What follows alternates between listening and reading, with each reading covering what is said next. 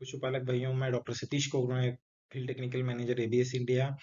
आज मैं आपसे पशुओं के प्रजनन पर माइकोटॉक्सिन का जो प्रतिकूल प्रभाव होता है उसके बारे में जानकारी साझा करना चाहता हूँ। भाइयों, देखिए, हम हर रोज पशुओं को जो खाद या चारा खिलाते हैं, अगर उसका ठीक तरह से हमने रख रखाव नहीं किया, तो उसकी देखभाल नहीं की, तो उसमें फंगस लग सकता है या फफूंद लग सकता है, और उसके कारण उसमें जो टॉक्सिन्स बोलते हैं या माइक्रोटॉक्सिन्स बोलते हैं, उसके कारण उसके स्वास्थ्य और प्रजनन पर बहुत ही बुरा असर होता है। तो हम यहाँ पे देख सकते हैं, जो खाद हम मकई है इसमें यहाँ पे देख सकते हैं फंगस लगा हुआ है। ये इस चारे में भी आप देख सकते हैं फंगस लगा हुआ है। बाद में साइलेज में भी आप देख सकते हैं। ये सूखे चारे में भी देखिए कितना ज्यादा फंगस लगा हुआ है। तो ये जो फंगस है, ये फंगस के कारण कई कई प्रकार के टॉक्सिन्स निकलते हैं। तो इन ये जो टॉक्सिन्स है, इनको माइकोटॉक्सिन्स बोलते हैं।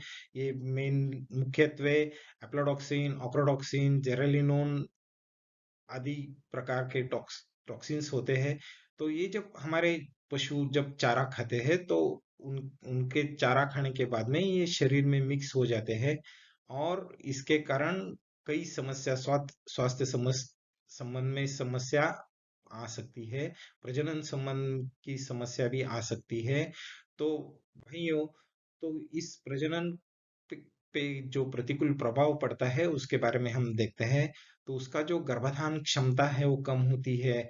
उसका जो मध चक्र या स्ट्रेस बोलते हैं वो एबनॉर्मल हो जाता है, सही नहीं होता है। और जो उसमें बांझपन की समस्या आ सकती है, उसमें अर्ली एम्ब्रियोनिक डेथ होता है, और जो एबॉर्शन के चांसेस होते हैं वो भी बढ़ते हैं।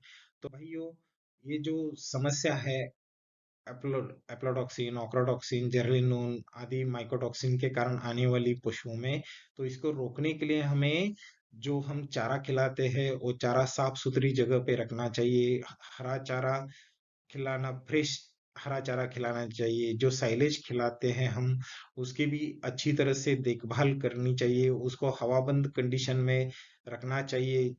और जो बरसात का मौसम होता है जिसमें आर्द्रता ज्यादा होती है, तो ऐसे सीजन में हमें ये जो टॉक्सिन बाइंडर आते हैं, बहुत सारी कंपनियों का आजकल बाजार में टॉक्सिन बाइंडर अवेलेबल है। हर एक का डोज अलग अलग है।